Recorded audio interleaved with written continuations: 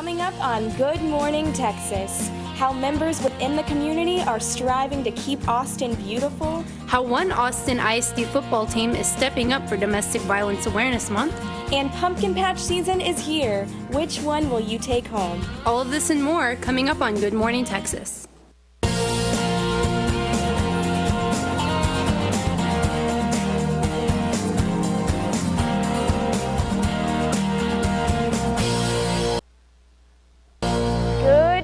Texas. I'm Rachel Melanson. And I'm Alai Ibrahim. Thank you so much for joining us this morning. Well, you know what? Today is October 21st, 2015. It is. You know what that means? I don't. It means it's Back to the Future Day, so we finally made it to the future. I have never seen that movie, so I have absolutely no idea what you're talking about, but I've been hearing things about it. Well, for those of y'all who know, we're in the future. And moving on, high school football teams around Central Texas are uniting to bring awareness to domestic violence by wearing a purple ribbon on their helmets. Sandy Marin tells us how Travis High School in South Austin is playing their part.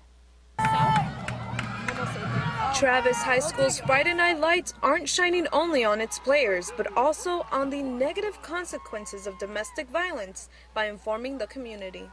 This is real life, and this is something that's happening, and we want to make sure people understand that it's a problem and it needs to be fixed.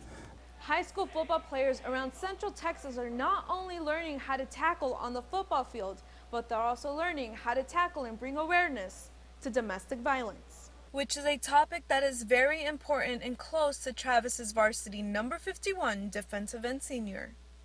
Personally, like my mom and family experienced domestic violence, and I seen it from my own eyes when I was little. Which has inspired him to pass on a message to others. Everybody has a choice, and the choices that we made, we have to deal with for the rest of our lives. Some of those negative choices are displayed in the boys' locker room to remind them of the real outcomes violence has.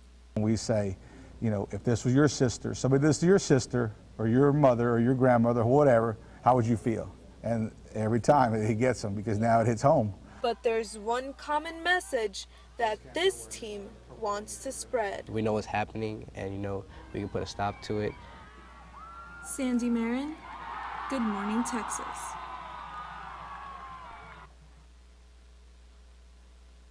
It's so great, you know, to see high school football players at such a young age standing up for something as serious as domestic violence. Yeah, you usually don't see people that young caring that much about those issues, but it's great to see people that young actually doing something about it. Definitely motivates me more. Also, in honor of October being Domestic Violence Month, members from the Spanish and English community joined together in the second annual No More No Mas March Survivors. Survivors at the event used pots and pans to make noise as they marched across the Ann Richards Bridge to honor domestic violence victims. Reporter Nancy Hernandez tells us more on how these survivors continue to fight. Dressed in some purple, domestic violence survivors and allies from the Spanish and English communities came together to raise awareness and honor victims at the No More, No Mas March. Representatives from Safe Place and Tu Voz said that it was important for people to realize that domestic violence does not affect only one particular race or class. It can happen to anyone. Today we want to raise our voices and make the community understand that there is help. There's a lot of help. Women don't have to be going through this. There's a lot of support and a lot of help, and you can get out. I know it's really hard, but the important part is taking the first step. Once you take the first step, everything else is easier. Children and men murdered at the hands of those who profess to love them were remembered at the event.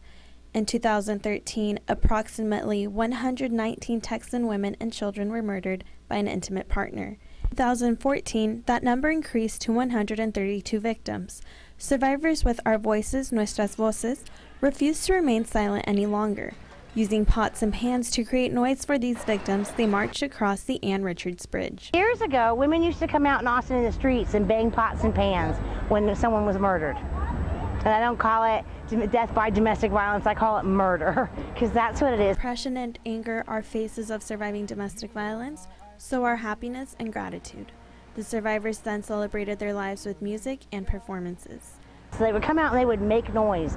So often we weren't allowed to speak. We weren't allowed to reach out. Women are often told not to get angry. Be quiet, don't laugh so loud, don't this. And we're like, we don't need any of that. We need to get angry. We need to make noise. It's so great to see strong, beautiful women take a stand about domestic violence as well. That's another demographic, like we had the high school football players. So that's great. I agree. I mean, so many times it's hard for me to even take a stand in college, in class. With you. I totally agree with you. Speaking of beauty, we have some people here in Austin that have been fighting to keep Austin beautiful. The Texas Commission on Environmental Quality estimates that each of us throws away 6.5 pounds of trash a day. Some of that finds its way onto roadsides or into creeks. Nadine Bonowitz reports how one organization has been helping Austin clean it up for 30 years. I'm an outdoors person, and running outdoors, sometimes I see trash, so I want to contribute to how I would like it to be, how I think many people would like it to be. Jonathan Young thinks Austin should be beautiful, and so does the organization Keep Austin Beautiful, which is celebrating its 30th anniversary this month. We really just wanted it to be kind of more apparent to the public that we were kind of celebrating this anniversary, and we want to kind of introduce people to our organization that maybe haven't been involved before. The organization is sponsoring 30 trash cleanup events in 30 days with the goal of engaging and educating Austinites. Throughout Austin, from creeks to parks to Lady Bird Lake, these events are about more than just the trash.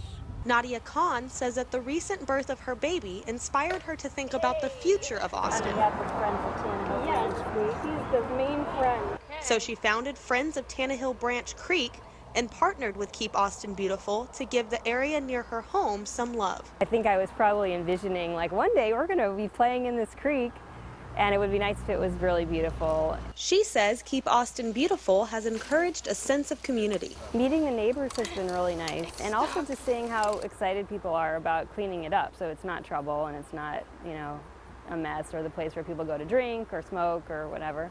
Nadine Bonowitz, Good Morning Texas. It's important, to see that it's important to keep Austin beautiful. So many times we focus on keeping ourselves beautiful, but it's nice that people are reminded to keep our city beautiful as well. I agree with that, yes. Well, when we come back, your top stories and a look at this week's weather forecast. 10 more days until Halloween. We have Allison Lowry in studio.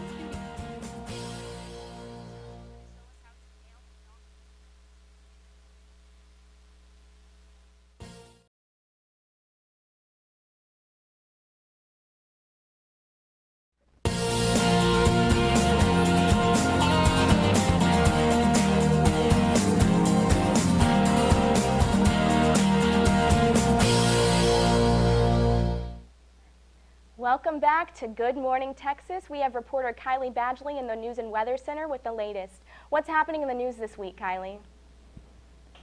If you're receiving suspicious calls, then you might want to check out the info you have on the UT directory. UT police say scammers are using students' information found in the directory to commit fraud. Some are pretending to be law enforcement officers, such as FBI agents, to intimidate victims into paying up to $1,000 over the phone. Students can choose to opt out of sharing personal info in the directory. To get more information, contact the university's registrar's office. A new feature to contact the police department is launching in Austin. Text to 911 in Austin will be available as soon as 2016 in the area. Police say this could be very helpful for people with speech and hearing disabilities or anyone who is in an emergency situation and is not able to call, but police are recommending, if you can, dial the department in case of an emergency. Voice calls usually send a location, but when texting, you'll have to send your location details to the department when using the 911 texting services. Is Portland weirder than Austin? I do not know. But the city that shares our Keep Austin Weird slogan is bringing their Voodoo Donuts to Austin. The Portland famous Voodoo Donuts have opened a shop on 6th Street and offers specialty donuts like the Rapper's Delight, Grape Ape, and Gay Bar. The new Austin Voodoo is first come, first served, and closes up shop when they sell out. Kylie? I am seriously so excited about these donuts. I don't know what too. it is, but I've been craving donuts about at least once every week. Definitely, yeah. I'm gonna be one of those first people in line once that opens. I'm obsessed with donuts. I know that's bad for you, but I'm gonna be that first person in line that day when it opens. And I'll be second unless I cut Alaya, so. No. And how's the weather looking, Kylie? We finally got some cooler temperatures after a toasty week. It's finally starting to feel like fall, but with thunderstorms coming our way, we might not be able to enjoy it just yet. Today we have a high of 84 with a 50% chance of thunderstorms later in the day. The scattered thunderstorms will continue throughout the week with a 100% chance of rain on Friday. So make sure to pack an umbrella. All that rain will cool things off into the weekend with temperatures into the mid-70s on Saturday, and expect light showers. So instead of putting on your cowboy boots to the stadium at DKR, make sure to wear your rain boots just in case. So on Sunday we have a high of 77 and a low of 61. So whether you're out picking a pumpkin to carve or going to the Formula One races with your friends, be sure to pack a rain jacket. For your news and weather, I'm Kylie Batchley. Back to you. Thank you, Kylie. So I actually hate the rain. I have been enjoying this like no precipitation whatsoever in Austin. So I'm not looking forward to it. I'm just gonna be staying at home all day. I don't like the rain, but I will be out because I just bought these super cute rain boots, and I have not been able to wear them yet, so fingers crossed. We'll get there. Now, when we come back, we explore the art to choosing the right pumpkin for Halloween. Keep it here for more GMTX.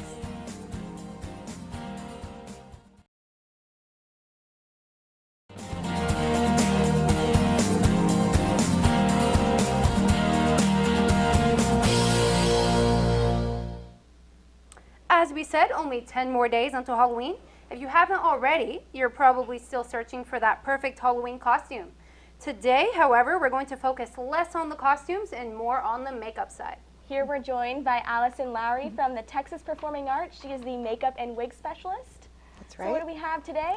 Today we have a lovely zombie made mostly with products that you can actually find at any grocery store or drugstore. And what we've actually done is to get the skin texture so that you get that creaky, cracky, nasty skin, we've actually just used a clay mask so that this is actually good for her skin too. And that's how we've gotten this crusty, cracked look on her face.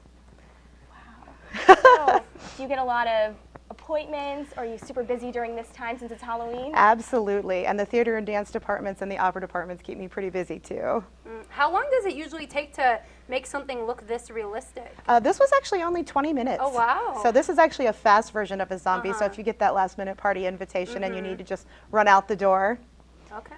And the longest you've ever taken to complete a face of makeup? I don't know that I would say a face, but I've done a body paint that was almost 3 hours. Oh my goodness. So body paint is slow. I don't have the patience for that. After 5 minutes, I would have been like, I'm done. Like, let me do something else. A lot of people do that. Yeah, So yeah, I definitely commend you.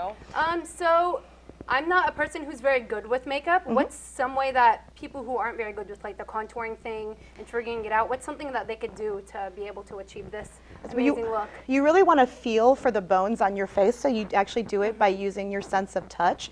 So I've taken purple shadows and I've kind of shadowed in under her chin and around her eye sockets and then a little bit under her cheeks so that she has that sunken look. And another nice thing about this makeup is that you can use a lot of food products, and most people are much more comfortable with food than they are with makeup. So you can use a little bit of jam to do kind of bloody, gunky stuff. And to make this one extra gross, we wanted to give some maggots. So we actually used a few grains of rice to simulate maggots. That's very creative. So you can literally just do this face by going in your pantry and just putting stuff on your face, guys. It's true. I wish we could say that, but I think it also takes some of your talent as well. Maybe a little bit. Do you have any upcoming events that you're getting ready for or practicing on? I am currently in dress rehearsal for Hansel and Gretel being performed by the Butler Opera Center, and it's got lots of fantasy characters. And then I'll be working on The Wild Party for the Department of Theater and Dance, which is a musical set in the 1920s. Wow. So how long have you been doing this? You sound like you are very talented in this. I have been doing this for about 20 years. I started when I was in college, and I've done summer stock and opera and scary makeup and film makeup and pretty much anything you can possibly imagine. That is so cool. Thank you. That's incredible. Thank you. So, what made you like makeup? I was just do you love always about it? one of those teenage girls that loved makeup, and then I started doing theater, and I became that girl who did everybody's makeup for theater. So, and it just kind of grew from there, and then I got into wigs when I was in college. So it was Oh, great. Tell us a little more about the wigs. Well, I actually went to the College of William and Mary, which is in Williamsburg, Virginia, and it's got all of the colonial tourist attractions, including the Colonial Wig Shop. And I kind of fell in love with that when I was in school, and that's kind of where my interest in wigs began. And I've done realistic wigs and scary wigs and clown wigs and drag queen wigs Oh, and wow. high fashion Vogue kinds of wigs. So I love it. I love what I do. So makeup videos are a huge thing nowadays. Have you tried to like do any makeup videos? Or you're just like, no, I'm not about that life. I'm just gonna. I know. I would love to, and people keep asking me to, but I haven't done it yet. But I would really like to in the future, so Yeah. it's always a possibility. Yeah, I would watch those makeup videos. It's really cool. Yeah, this would be a little bit different. Yeah. This would probably not be a going out to the club, but it's a great Halloween makeup. Hey, you never know here in Austin. This That's may be true. a That's look, you very never true. know. We are keeping Austin weird. Definitely. So do you also do more the prom makeup, or you like to stick to the more unique costume? What I actually primarily do is I do a lot of fashion, so I do a lot of work for photography with photographers. So we do lots of kind of things that are going to be in print. And I do my fair share of brides and proms and special events kinds of things. So That's what I'd use you for. I don't know if I want this zombie thing. But it's looking pretty cool. Thank So you. Danielle over here has just been a model. How does it feel like to have all this stuff on your face? Is it like natural, or do you feel like you have like 10 pounds? I'm actually really surprised at how light it feels. Oh, I wow. thought it was going to feel really heavy, but I mean, now that the mask has dried, it's really tight on my skin. Sure. But it's also really light, and like, I don't know, I don't feel like I look like I do, if that Okay. makes sense. Are you gonna be going to class like this today? I Just am wash going it to off. wipe it off before Oh, class. okay. I thought you were gonna say, I am going. Yeah, that'd be really But I'm going interesting. to House of Torment tonight, so Okay. maybe I should just stick it out. You should. Or you can hire Allison. That's right. You should. That would be really cool. Well, that's all the time we have for this week. Thank you guys so much for tuning in. For more updates throughout the following, follow us on Good Morning Texas. We'll see you here next week. Have a marvelous morning.